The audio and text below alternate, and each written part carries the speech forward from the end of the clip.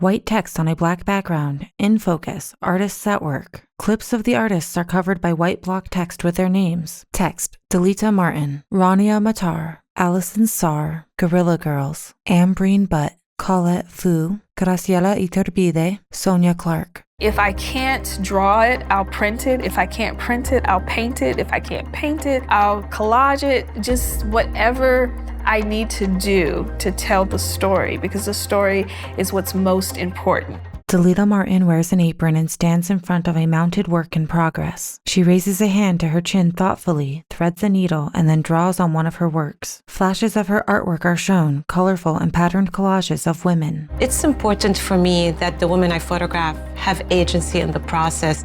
The women are not passive in the landscape, but they're actually owning it. Rania Matar is shown from behind, first kneeling on hardwood floor to arrange photographs inside and then photographing a young woman outside. An image of the young woman posing in front of a chain-link fence is shown. My hands are always kind of like have a mind of their own or experiencing the world on their own. I love the idea of people being able to touch and experience the work.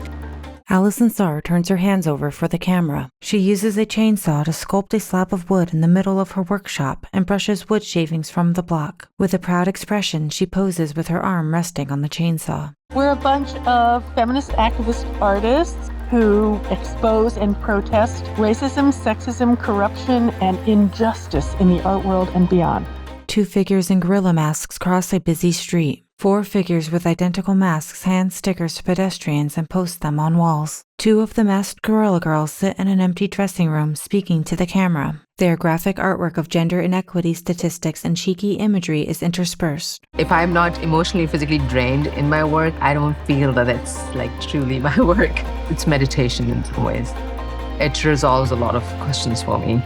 Ambreen Butt stitches a design of a woman in protest with blue thread. On a different work, she uses a thin, pointed tool to arrange intricate patterns on paper. The camera pans across her large collage of a $10 bill, rough in texture. I like the idea that you're looking at just a flat object, and then all of a sudden you open it, and this unexpected 3-dimensional form just pops up at you.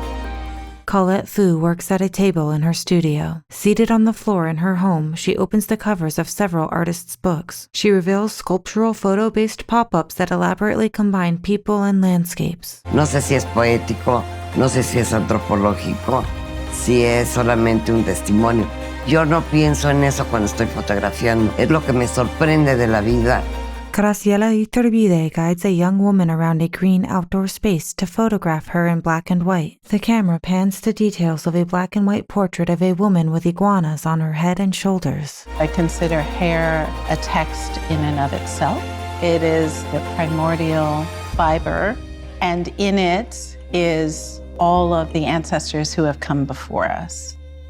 Sonya Clark is shown from behind looking at a projection of her photograph of a wreath braided from hair. Her series of photographs of women with intricate braided hairstyles are shown. Footage of fingers braiding plays before cutting to more of her work. A photograph of hands cradling white hair and the world stitched into wood. A gallery plays an artist's video and the camera pans to exhibition wall text. Cut to text. National Museum of Women in the Arts logo. Text: check out NMWA.org for more info. #NMWA now.